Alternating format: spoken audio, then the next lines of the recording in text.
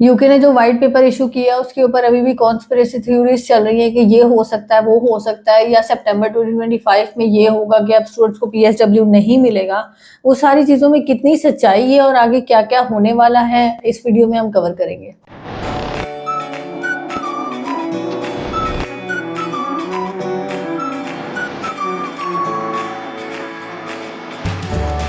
Students, my name is Atika Gill and I am the CEO of AGS consultant. हमने पहले 2 videos बना दिए जिसमें हम यूके की अपडेट्स के ऊपर डिस्कस कर रहे हैं। ये एक फाइनल वीडियो है जिसके ऊपर हम फाइनल अब आपको सारी चीजें कवर कर देंगे। ओवरऑल वैसे भी मैं एक वीडियो में इतना ज्यादा वो कवर भी नहीं किया, डेवलपमेंट ज्यादा है तो हम थोड़ा थोड़ा करके डिस्कस कर रहे हैं। ये एक फाइनल वीडियो है जिसमें हम करेंगे डिस्कस। एक चीज जो है, सबसे पहली चीज जो है वो जो मैंने पिछली वीडियो में कवर नहीं की थी, ऑल्दो वो बड़ी इंपॉर्टेंट थी लेकिन मिस हो गई, पीएसडब्ल्यू वाली। तो पीएसडब्ल्यू जो है वो खत्म हो रहा है या नहीं हो रहा, उससे पहले हम एक चीज क्लियर कर लेते हैं। व्हाइट पेपर का मतलब ये नहीं है कि जी ये चीजें जो है ये फाइनल हो गई हैं और ये कल से ही इम्प्लीमेंट होना शुरू हो जाएंगी। एक तो वही बात है, कोशिश नहीं करते चीजों को समझने की। अभी क्या है कि ये चीजें उन्होंने एक जो है पूरा डाटा कंपाइल किया है, अभी इसके ऊपर उनकी पार्लियामेंट में डिबेट होगी।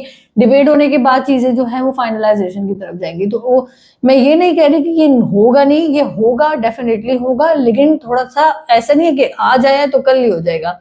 और इसके ऊपर डिबेट होगी, डिबेट होने के बाद फिर देखते हैं आगे क्या होगा। लेकिन ये सब तो होना था, ये हमें नजर आ रहा था। यूके के साथ जो सलूक हो रहा था ये सारी चीजें होनी थी। किसी भी चीज को मिसयूज करो तो फिर यही होता है। अब हमारे पाकिस्तान के स्टूडेंट्स ने जाकर उधर जितना असाइलम फाइल किया है तो फिर ये नतीजे हमने देखने थे। बाहर आ जाते हैं वापस पीएसडब्ल्यू की तरफ। पीएसडब्ल्यू जो है वो पहले आपको 2 साल का मिलता था, अब वो 18 मंथ्स का कर दिया है, 1.5 ईयर्स का कर दिया है, जो कि इतनी बुरी बात नहीं है। अगर हम नॉर्मली शेंजन कंट्रीज में भी देखते हैं या यूरोप की कंट्रीज में भी देखते हैं तो वहां पर भी आपको इतना ही मिल रहा होता है। शुक्र करें खत्म नहीं हुआ, अभी भी पॉसिबिलिटी है।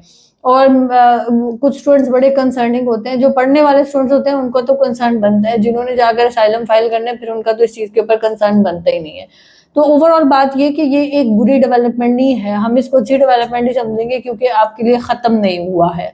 जो हम पहले यूके देखते हैं कि जब यूके चलता है तो बहुत ज्यादा चलता है और जब वो बंद करता है तो वो चीज अचानक ही बिल्कुल बंद कर देता है, तो वो वाली चीज नहीं हुई है, जो कि ठीक है। दूसरी बात आ जाती है आईएलआर की। जी आईएलआर जो है वो 5 ईयर से लेके उन्होंने 10 ईयर्स तक कर दिया है, जो कि एक मुश्किल काम है। 10 साल तक कौन वेट करेगा, क्या हिसाब किताब है, तो वो एक बड़ी मुश्किल वाली बात है। ऑब्वियसली उसके ऊपर जो भी जाके आईएलआर फाइल करता है उसके लिए एक सोचने वाली बात है कि अब उसको यूके का पासपोर्ट कैसे मिलेगा या वो चीजों को आगे कैसे ठीक करेंगे। अब बात आ जाती है कि हम एक थोड़ा सा अगर हम ओवरऑल राउंड अप करें कि क्या सिचुएशन है, क्या नहीं है, क्या करना चाहिए, क्या नहीं होना चाहिए। मैं सिर्फ और सिर्फ पिछली वीडियो में भी ये वाली बात की थी, मैं अब भी आप लोगों के साथ एक ही डिस्कशन करूंगी। जो स्टूडेंट्स वीजा है मैं उसकी स्ट्रीमलाइन के ऊपर बात करूंगी। मैं बाकी skilled worker, care worker, dependent visas, इनके ऊपर मैं बात नहीं करी। एक तो रिसर्च प्रोग्राम्स वाले जो स्टूडेंट हैं उनके ऊपर हम थोड़ा सा डिस्कस कर लेते हैं कि जो आगे अब आप जो हालात हो रहे हैं उसमें रिसर्च वालों के लिए उन्होंने ऑब्वियसली चीज़ों को कम करना है, उन्होंने कम करना था, हमें नजर आ रहा था। यूनिवर्सिटीज के ऊपर भी अभी सख्ती है इन मामला को लेकर कि वो किस तरीके जो रिसर्च वाला स्टूडेंट ले रहे हैं वो पढ़ा लिखा स्टूडेंट होना चाहिए, उसके पास उसका रिसर्च प्रपोजल अच्छा होना चाहिए, उसके पास हाइट्स होना चाहिए। यूनिवर्सिटी की इन मामला में स्क्रूटनी टाइट हुई भी है, तो आप लोग भी ये वाली चीज समझें कि ये वाला थोड़ा सा जो रिसर्च वाला काम है ये मुश्किल है। तो एक तो चीज ये हो गई। दूसरी चीज ये कि आगे स्टूडेंट्स को क्या करना चाहिए और क्या होने वाला है।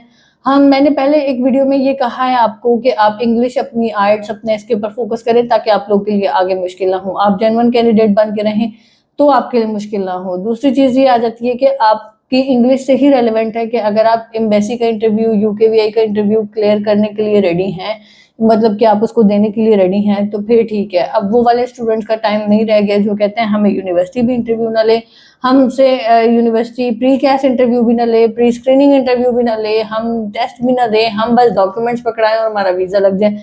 वो वाले स्टूडेंट अब बेहतर है कि वो सोचे कि वो पाकिस्तान में कोई किराने की दुकान डाल लें, यहाँ पर बाहर जाने का तो आपका कोई हिसाब किताब रह नहीं है।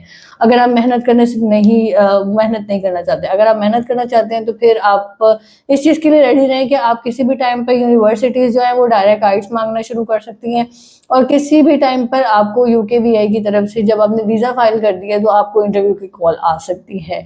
इसके ऊपर आपने प्रिपरेशन करनी है अपनी और सारे मामला देखने हैं। अगर आप ये सारी चीजें देख सकते हैं तो वेल एंड गुड है, फिर अप्लाई करवाएं, अभी भी टेंशन वाली बात नहीं है।